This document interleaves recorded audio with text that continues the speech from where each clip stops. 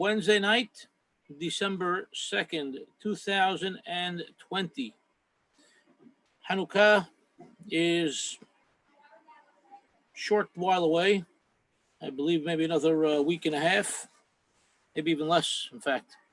So I wanted to look at a teshuvah that I came across a couple of days ago from Rabbi Yitzhak Yosef.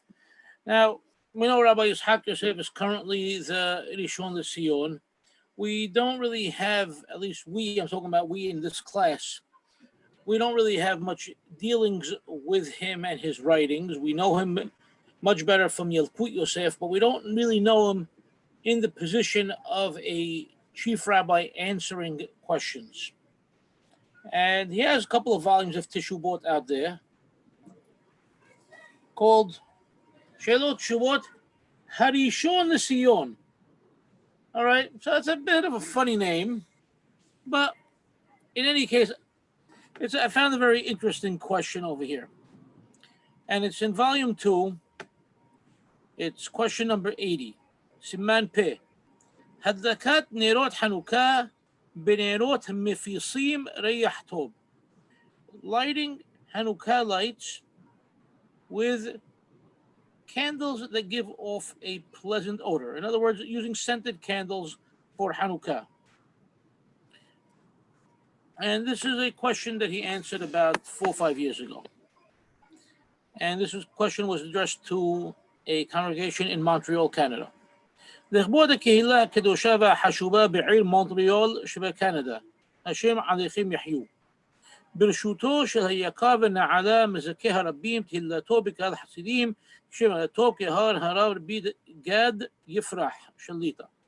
I'm not familiar with Rabbi Gad Yifrach.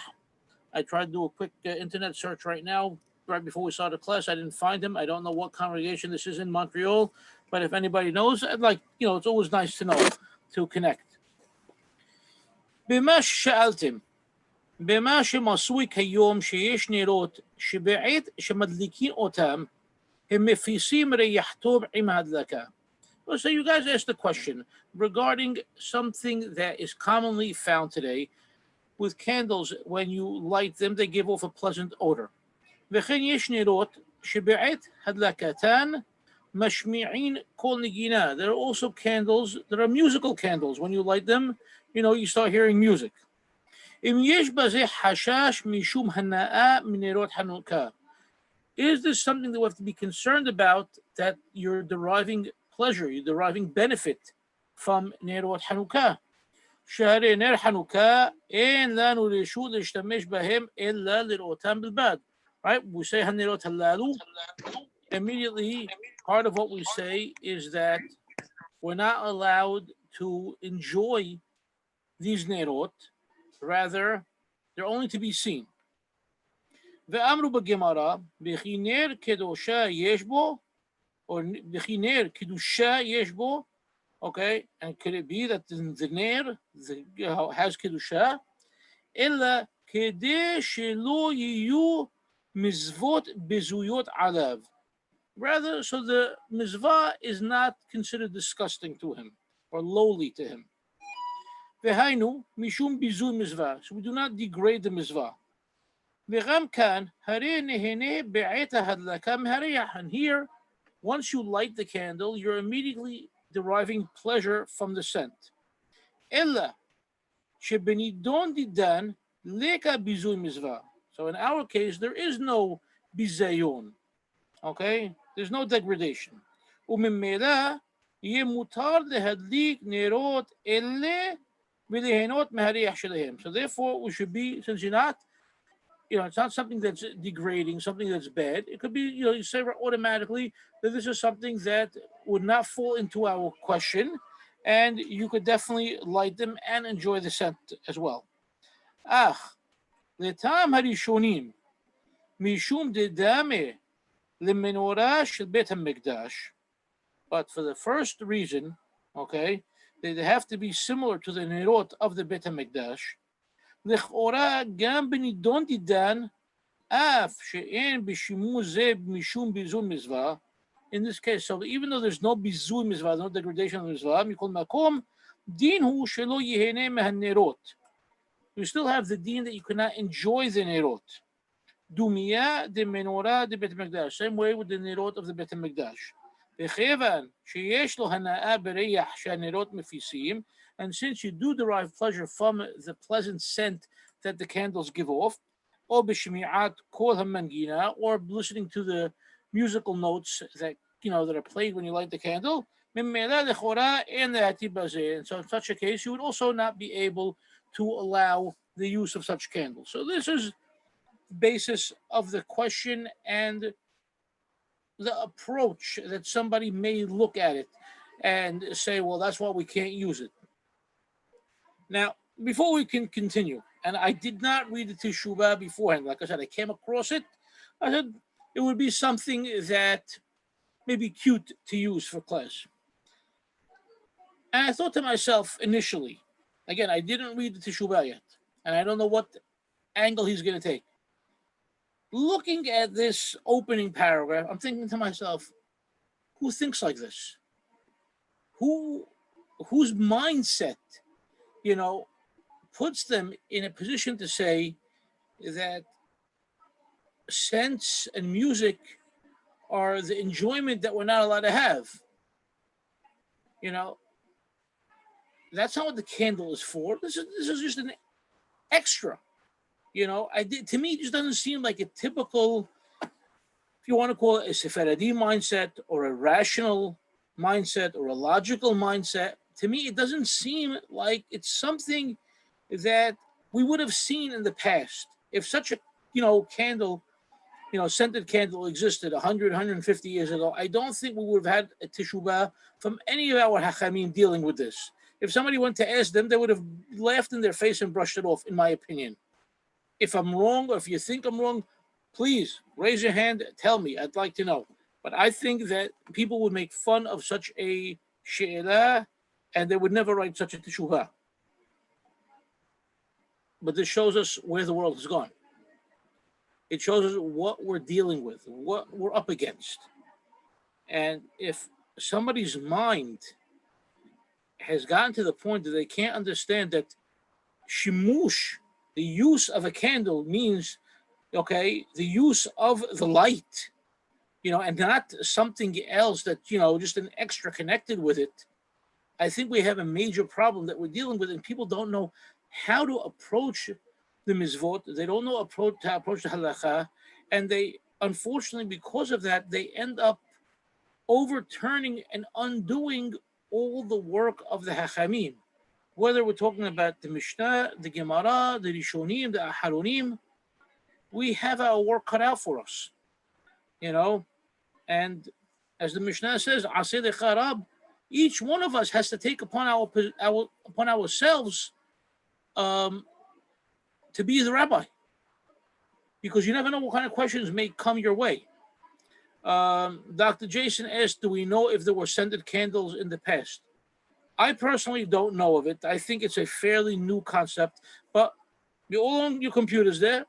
You have Hacham Google. Look up, find out what's going on.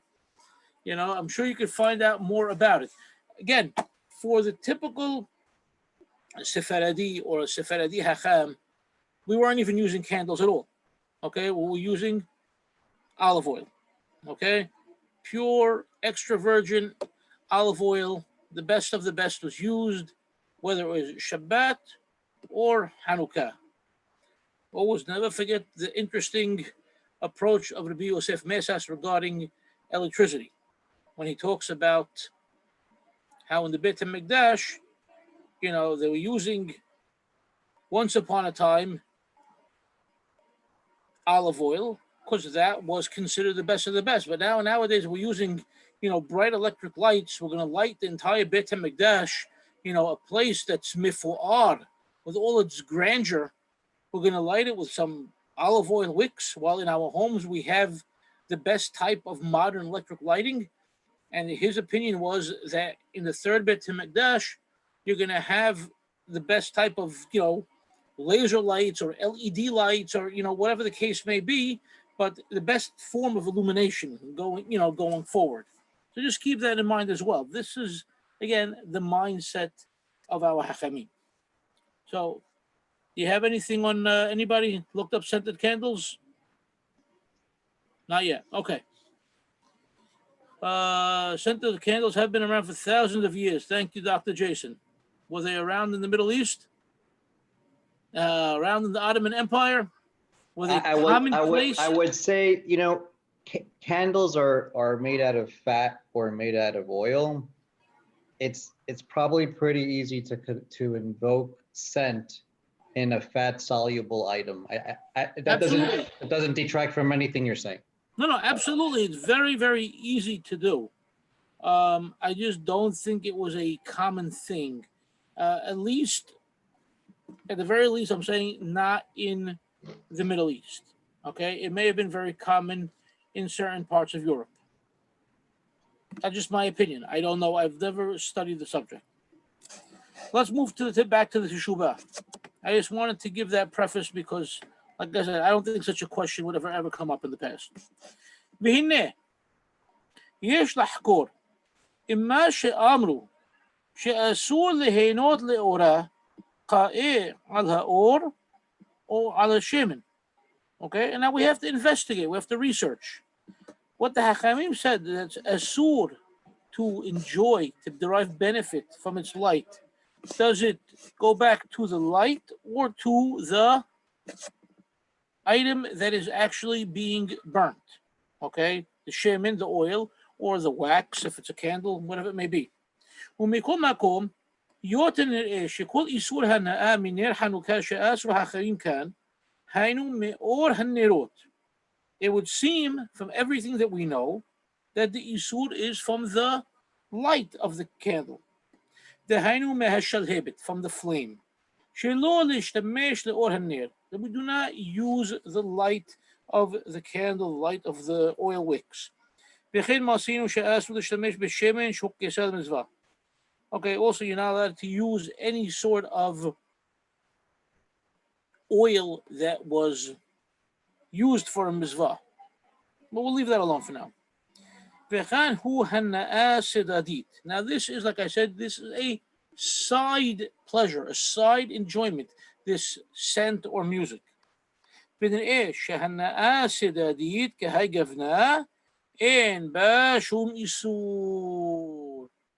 therefore it would seem that such a side pleasure has no forbidden act to it.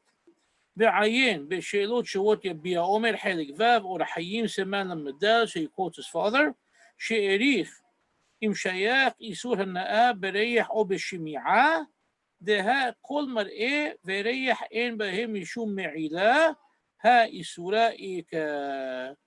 So basically what you're smelling or listening to carry no weight in this mitzvah, and therefore we have no isur over here. ושם דן לגבי הנאה ממעשה שבת, אם האיסור הוא גם בהסתכלות, דשמא לא אסרו החכמים אלא שנהנה מגוף הדבר, אבל הנאה הבאה על ידי הבטה והסתכלות לא אסרו, דדמיה למאי דקיימלן, כל מראה וריח אין בהם משום מעילה. ופירש רש"י, כל הנהנה מכל כינור ונבל של כלי, שיר של בית המקדש, מראה הנהנה ממראה יפה של ההיכל, ריח של הקטורת. So the things that we're dealing with over here don't come into play when we're dealing with this side hana'ah of the candle or of the oil, because it's not the same thing. And you have different halachot where it may be the same, but let's say with Hilchot Shabbat, where things can be a little bit different. And let's say, okay, you have the music, let's say, of the instruments of the Beit HaMikdash, or you have the smell of the ketoret that's being burnt on Shabbat. It's a whole different thing because you have a separate isur over there. And now once you're burning ketoret on Shabbat, and then you're enjoying the scent, yes, there's an isur over there. Think of it as if you're cooking. But over here, it's a completely side matter. It has nothing to do with the hana'ah that the Hachamim told us not to be neheneh. ולגבי נר חנוכה, עיקר האיסור הוא ההשתמשות לאור הנר. As we said, the main purpose over here is the burning of the candle to for the Pesum Mizvah, and therefore, because it's for Pesum Mizvah, we're not supposed to enjoy the Ner. והנאה מהאור הבא מהנר, והנגינה המושמעת בעת הדלקה, אינה בכלל הנאה מהאור. So the scent or the music that comes from it, like we said, is just an added bonus. ולא דמי למה שאמרו בירושלמי. تاني يخوض إيشا لبورحيت هيدا أورهم معاريخت شمزبيح قبوها يد ألف أما بخوت لهم مزرحنا موخ قربانها إدافني موشي مش بفدو ذا تاني يخوض إيشا لبورحيته لأورهم معرخا بلوها يوم معالوت لا أمار بيهو شعب اللي فيه هريح بمرئي بها قول إن بهم معيلا بهينو شاك شو ميقولها إيش شل معرخاش على مذبيح ومشماش هيتا بوريرة حيتين بفوعل بعفا بيخين إن شو ميسو بكاخ بأمنام بينير حنوكا عكار يسور هي ليش تميش لقولها النير. So he's bringing us something from the Yerushalmi, and I think that the woman, okay, is basically digging, okay, so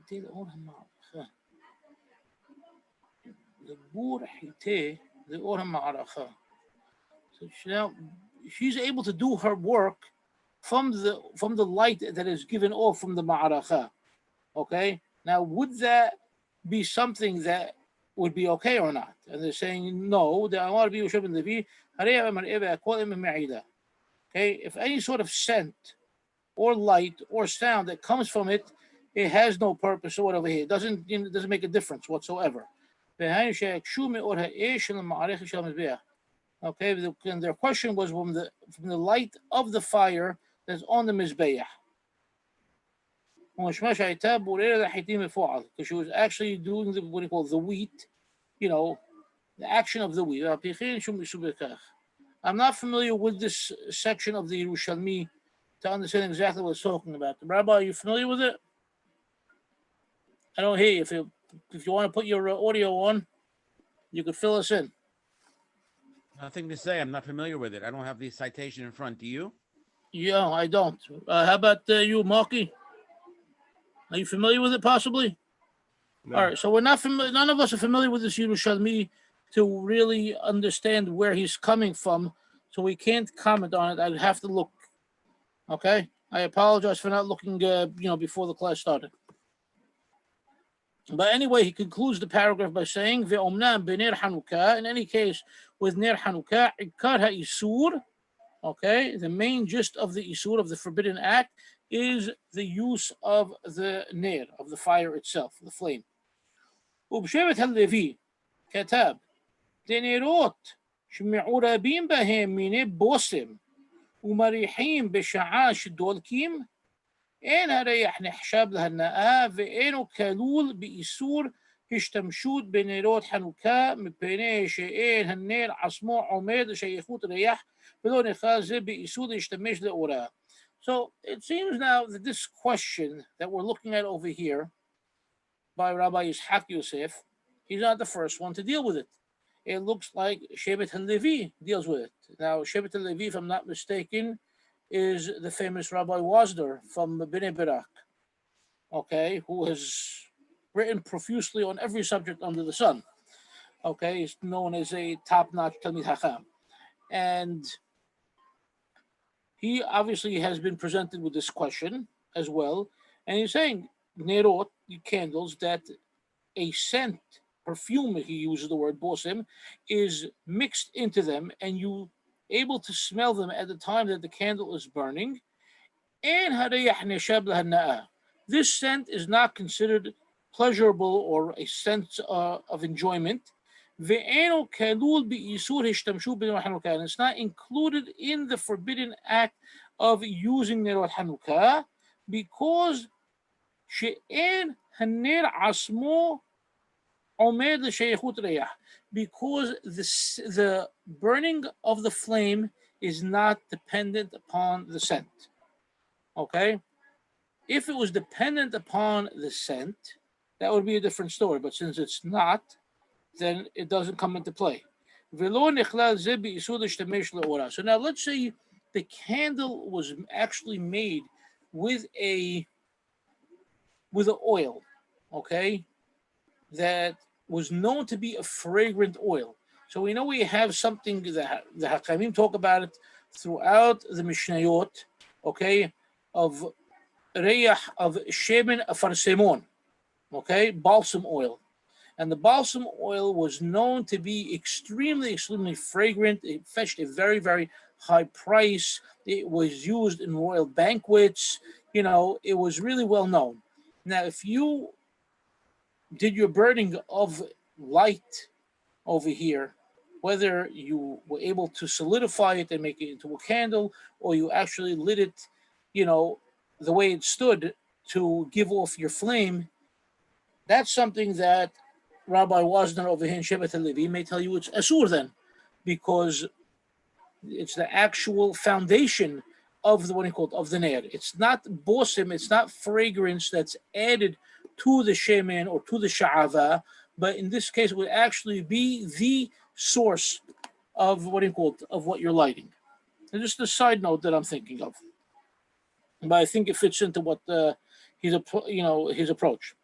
ועיין בשפתי כהן, דכל דבר שאינו עומד לריח, אין בו איסור ריח. Okay, so he bases this upon the sheikh, that because it's not dependent upon the ריח, there's no איסור of ריח. ואפילו למה שדחה השייך שם, מכל מקום מסיק לכל דבר שנאסר מטעם דאקסה מדעתו, אינו נאסר אלא ממה דאקסה, ובשיטה דנר חנוכה לאקסה אלא מהנר הדולק, ולא מהריח שהוא דבר הזה בתוכו. Again, he's repeating the same thing. ויש עוד צד להקל ואין כאן מקומו. And there's another reason to be lenient, but this is not the place. So again, he's just quoting from Shevet HaLevi. Very nice. ועיין עוד, תשובה ארוכה בזה בשבועות שמן אפרסמון. Funny, I mentioned אפרסמון, here you go אפרסמון. So I don't know who שבועות שמן אפרסמון is. I'm assuming, again, it's somebody modern, okay, because he's dealing with a similar question. ושם העילה שאם לא כנאם לשם הריח, או שנמסר ליד נרות כאלו שהדליקו אחרים. Okay, now let's say you didn't buy these candles because they happen to be scented. You didn't even pay attention to the scented candles. Okay? You bought candles that happen to be scented. Or they were next to, okay, scented candles that others are lighting. ואינו מתכוון לכך, and you have no concern, no intention for the scent. Mutar lechatehillah. Okay, they're 100% permissible to be used. You don't have to leave the room. Okay, leave the room like the guy who's, I can't enjoy the light of Hanukkah, I have to run out. Okay, it's not meant to run out of the room.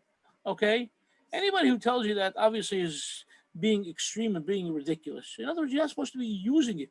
But if the room is dark and those Hanukkah lights are lit, and you happen to be walking through the room anyway, what are you going to do? You're going to not walk through the room? You're going to have to walk around outside the house to come back to the other side? Yeah, again, you have to, everything has to be done with logic. Now, let's say you bought these candles for the scent. Or you wanted to enjoy the scent of other people's candles. If you do it at a distance from the nerot, it's mutar, it's permissible. What's rahok? How far is rahok? Makes no sense to me. You light a scented candle, this good quality when you can smell throughout your house. So I don't understand what they want you to do over here. Okay. We need to find out who this Shemin Afarsemon is. Excuse me 1 second. Let's see if I can find quickly. Give me 1 second.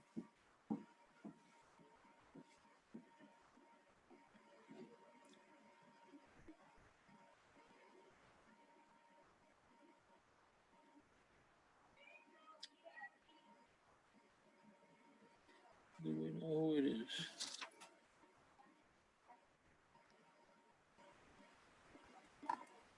Okay. ومعكار الدين إفشار لأكل بزي. And معكار الدين إفشار لأكل بزي. So if you remember our classes of محمية أبو على برخاء and عكار الدين and the ختحلة and بديعابات, a posek needs to be clear. He cannot be all over the place and tell you, well, if you want to do this, you do this. If you want to do that, if you want to do that, you want to be strict, you want to be lenient.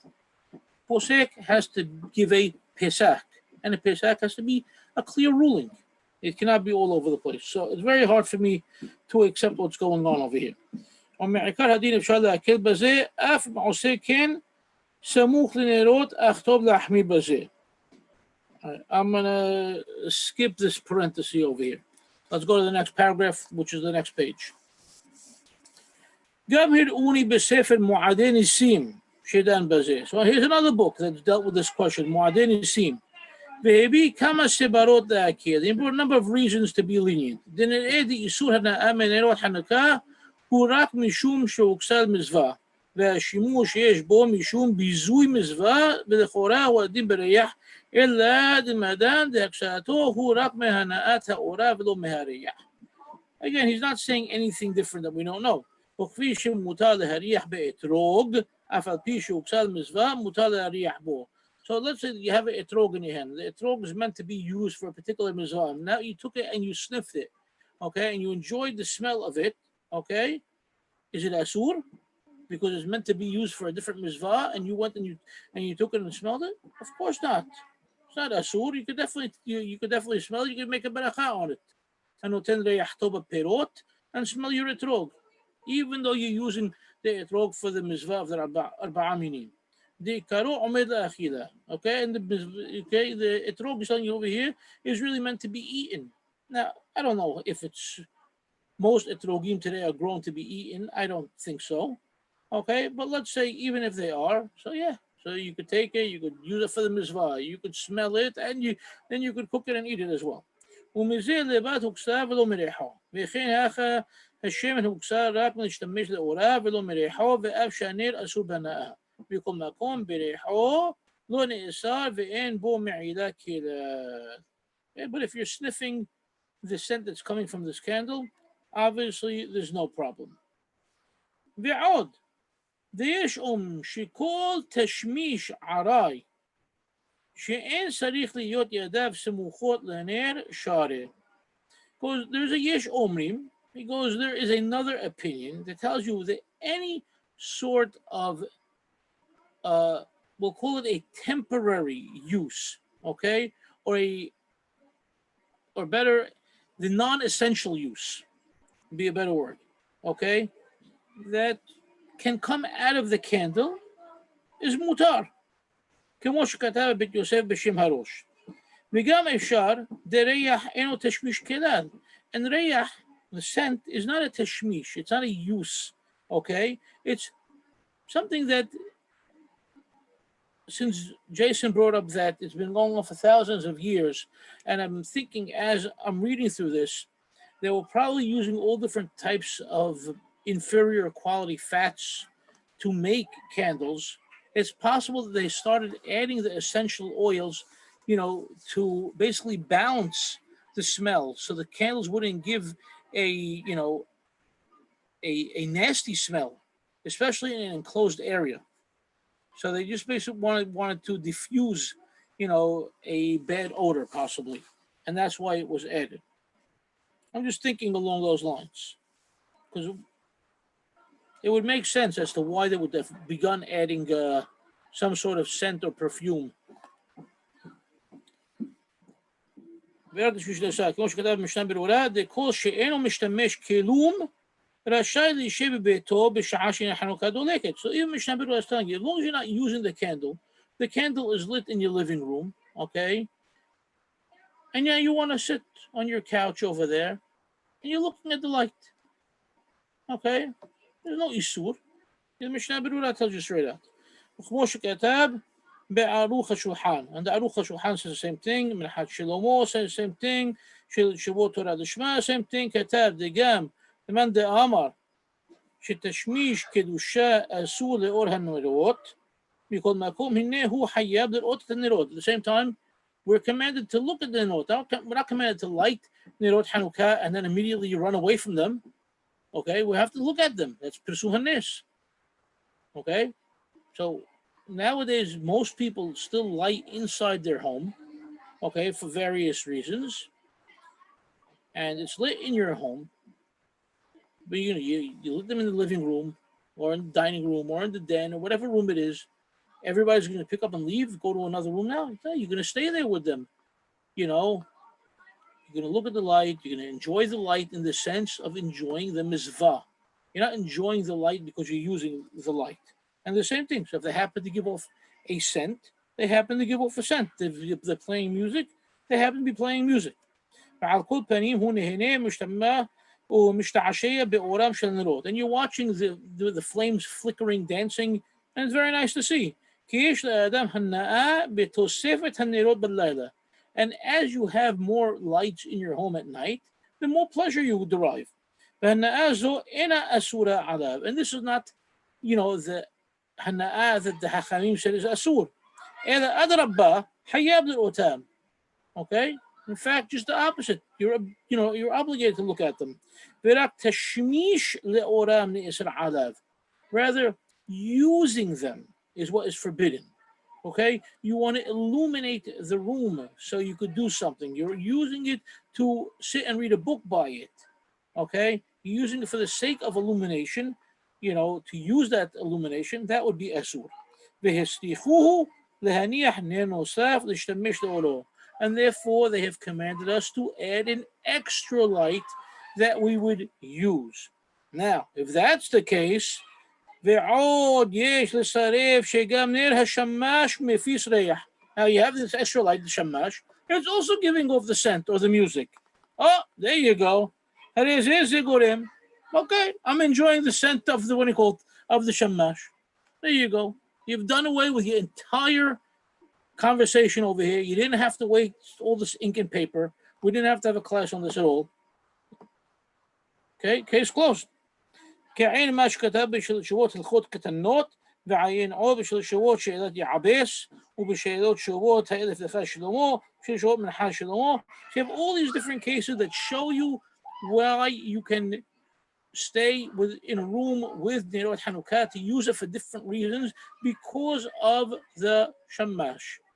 Simple. ובסיום דבריי. Now he's telling he's concluding, but he has a whole nother paragraph plus, or rather column plus. So let's see what he says. ובסיום דבריי, in conclusion, אומר כמה מילים לבני הקהילה בעניין חג החנוכה. So he seems like he wants to pontificate. He wants us to talk to them about Hanukkah now. This I've never encountered in a responsa. ימי החנוכה הם ימים המסוגלים לראות ולהבין את ניסי הקדוש ברוך הוא. The days of Hanukkah, as we know, are days that are treasured for seeing and understanding the miracles of Borei Olam. Hanukkah mahuto hinuch, and Hanukkah from hinuch, from education. ההכנה הרוחנית של החשמונאים בימים ההם הייתה, okay, the preparation, the spiritual preparation of the Hashmonaim during these days, that they were ready themselves to be educated from the Nisim, from the miracles.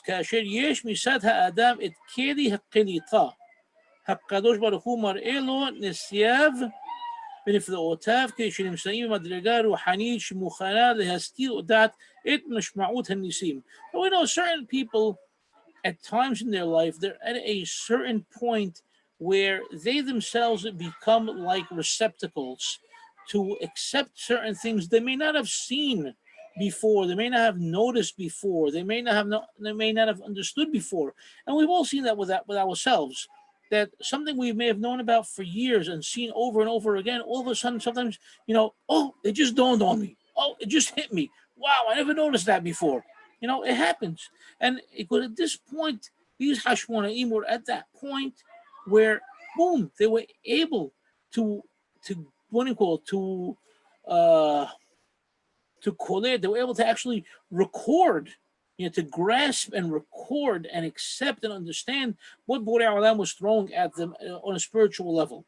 ולחנך מהם ולשנות מחמתם את צורת ההתנהגות אז יש תועלת בגילוי הנס לראותו בחוש. Because of that, they were able to accept and to go about doing what they did only because they had this spiritual awakening, if you will. והנה בחנוכה קבעו להלל והודאה על נס פח השמן שבבית המקדש, שהיה בו להדליק יום אחד ודלק 8 ימים. And we know that they established Hallel and Hoda'ah, praising and thanking for this miracle of this one cruse of oil in the Beit HaMikdash that should have lit for 1 day, but actually lit for 8 days.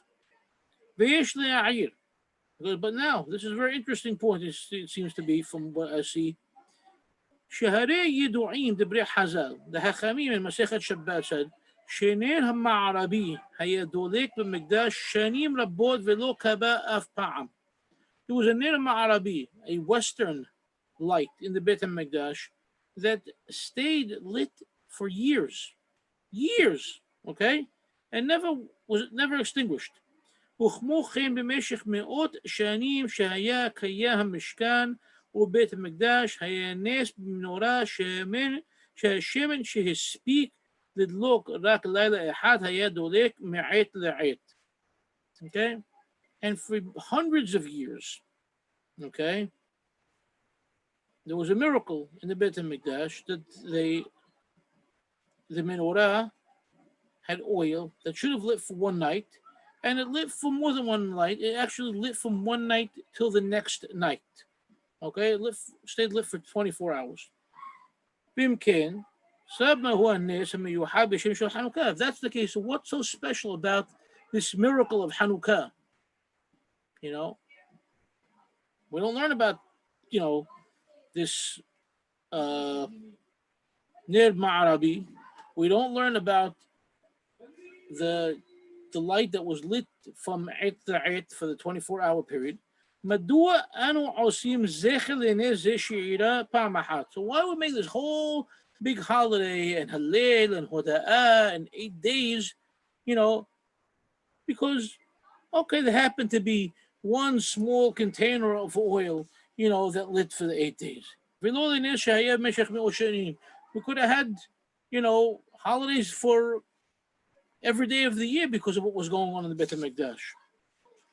So what is his answer over here? והתשובה לזה, דהנה נס חנוכה אירע בזמן בו שלטה תרבות יוון. The miracle of Hanukkah happened when? At a time when the Greek culture was ruling over Eretz Yisrael and over the Jewish people. תרבות שקשרה את כל האירועים בטבע ובהיגיון. It was a culture that basically tied up, knotted up, okay, and connected all the events that were going on, both naturally, logically, illogically, everything. מתכוון שהיה רואה את ניסי חנוכה, היה מיד מייסר כל מיני תיאוריות מדעיות לכך ששמן דלק במשך יום שלם, הוא היה משביע על מקרים דומים הרשומים בספרות המדעית. He goes, if a regular Hellenized individual, okay, saw these miracles of Hanukkah, he immediately would formulate in his mind all types of, scientific theories as to what's going on over here, how is it happening. He would compare it to other things he's read in history books, and in the science of his times. ואף היה מוכיח שבאקלים מסוים, okay, and he would even try to prove that in certain types of special climates, או בטמפרטורות מסוימות, certain temperatures, או בסוג שמני מזן כלשהו, or in certain types of oils are being used, ייתכן ושמן ידלק הרבה יותר מרגילותו. That oil could generally light much, much longer than would normally be expected.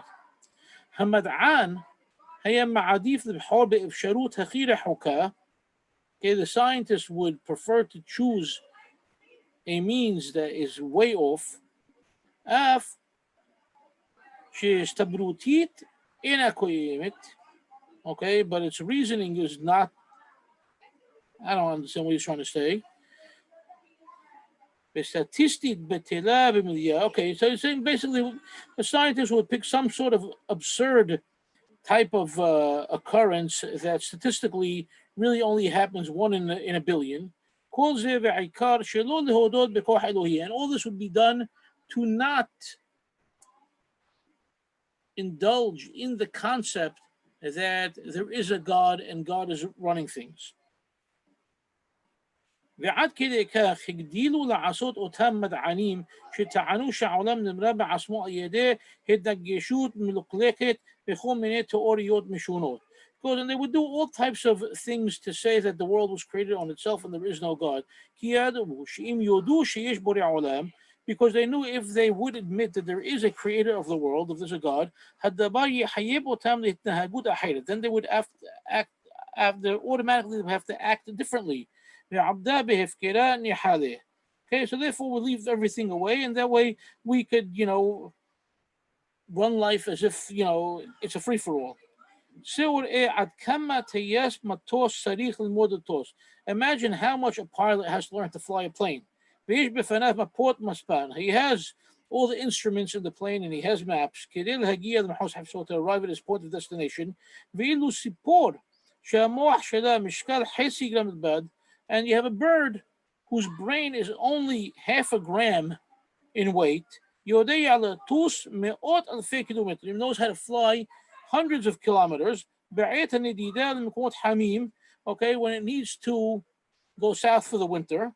And he could do it without maps and without stopping. And all this because of God. What does this have to do with anything? I'm sorry, guys. I don't know what the connection is to Hanukkah. He's concluding here.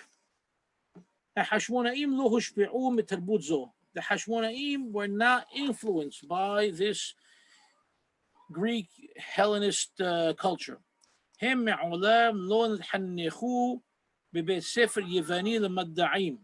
were never educated in a Greek school of scientists. את השקפת עולמם הם ינקו בבית המדרש מתורתנו הקדושה. Their world view they nurtured in the Bet Midrash from our Holy Torah. דעותיהם היו טהורות ובלתי נגועות. Their thoughts, their mindset was pure and untainted. הם נתעלו לקלוט את הנס שאירע בחנוכה. They were tuned in to understand that there was a nes that was happening on Hanukkah. They were intelligent enough to understand that God is speaking directly to them, so they could be educated to what's going on.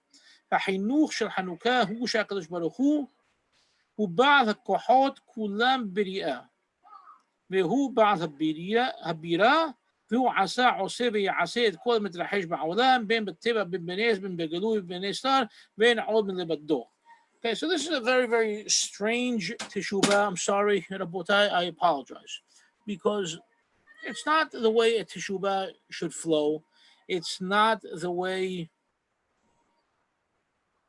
I don't even know how to address it. Okay, so if anything, what we're learning tonight is possibly what a teshuvah should not look like. All right? I know some of you are laughing. Some of you are just as bewildered as I am. But honestly, I can understand if a particular hacham, wants to give you a certain message, okay, connected to what your question is. But when the hacham goes completely sidetracked, okay, maybe he was thinking about the music of the candle, like the music has nothing to do with the candle. So over here, I'm going to finish my teshuvah with something nothing to do with, with the she'elah involved. But I'm sorry, with all due respect, Hacham Ishaq Yosef, it's a very difficult teshuvah to swallow. How do you come from where you are to talk about Hinuch of Hanukkah and the schooling that they had or the schooling they didn't have, you know, he's obviously trying to go someplace, and I'm having a very difficult time with it. If somebody here can come to terms with it and explain it to the rest of us, I would really love that. I would appreciate it greatly. Just let me know you want the speaker, you want the mic. It's all yours. Any takers? Okay, I got a question to ask. Anybody see me? No. We would like to. We'll have to open the lights. Okay, it's so dark in here. Okay, when you study a Gemara, and the Gemara has some obscure case of never happening, but it's there for a reason. Okay. So, and we don't scoff, and like we're talking about Yayin Nesech, and the guy's climbing down the tree, and he's holding a branch, and it touches the wine, and that's never happening. So they still have to discuss some of these cases, whether it's ever going to happen or not going to happen. So we discuss these different odd cases here and there. And therefore, if we discuss a case of scented candles or not scented candles or stuff like that, it's not any more odd than these other cases that are never going to happen. That's not answering the question that you just asked, but that was just a question I had about an hour ago. Okay, so, but Avi, the scented candle issue is something that can easily occur. That's not the problem. We had one question early on before you got on about why a question about a scented candle even exists, and I think we addressed that. But over here, we're dealing with his conclusion.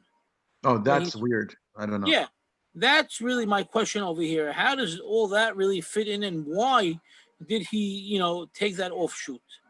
That's something that I cannot make heads or tails out of. But I think Rabbi Haim Kasola wanted to say something. Rabbi, am I correct? You want to address us, please? Well, I'm going to speculate like anyone else. I think he had an agenda at the end, and it's possible that Rabbi Yifrach and Rabbi Yitzchak Yosef had communication before about assimilation in his community in Montreal, where you have first generation, basically Moroccan Jews coming in, and they're susceptible to the French culture. Mm-hmm. So I think they must have had some previous communication. And if so, he should have made it more transparent. But on the other hand, he didn't want to embarrass anyone. First of all, I'd like to see candles that play music. I haven't seen them. I've seen them. Really? Okay, I got to get some. Yeah. I've definitely seen them at birthday parties. But I think that's possible. That is possible. But you're right. It comes out of left field. The conclusion, the commentary, is not kashur to anything. I mean, you can't dream of any connection. No. Could it be that, I'm not defending it because I'm concluding. No, we're not trying to defend, or oppose it. We're just trying to understand it. Could it be that he's trying to say that the purity of the candle in terms of its impact on Hanukkah, that impurities such as fragrance perhaps should theoretically be are not ideal? I don't know if that plays but into his conclusion is that there is no problem with a scented candle. I think it would be hard pressed not to finally conclude that, since the ultimate halacha is you can use any suitable any oil, right? There's no, for Hanukkah, I think you can use any oil, right? Isn't that the halacha l'maaseh? Okay. So it would be hard pressed to make it asur to have any kind of oil that would go against the normal halacha, I think. So the way She'elot Teshuvot work, okay, and we've shown this over the course of the last couple of decades at least, is that generally a question is presented to a Hacham. The Hacham more or less formulates in his mind what sort of answer he wants to give. Then he goes looking for the sources to back him up on it. Now, obviously, when he goes to look for it, he finds that his answer was completely off, then obviously he's going to have to correct that and answer properly. But in many cases, what we've seen is that the Hakam will have a direction he wants to take, and he will find the sources for it. And there are sources, and it's all. So now, Abi Batesh brought up there is an obscure case in the Gemara that can never happen, it can never happen, it can never happen, and this, that. But we found many times these obscure cases are exactly what's used to help us answer questions that seem completely unrelated, but you need that scenario to relate to answer a specific she'elah. So I don't know. I don't know what it is. I think maybe what Rabbi Kasola said is correct. They had some previous communications. There was some, pre-knowledge as to what's going on in the community, possibly assimilation of sorts, and we need to correct that. Okay? Maybe. Possibly. I don't know, but it would make some sense. You have a lot of experience being a rabbi. Your insight is actually, it's very good for this. I liked yours. It would never come to me. You wore a rabbi's hat just now when you gave that explanation. Very nice about the candles being tainted. It was very interesting.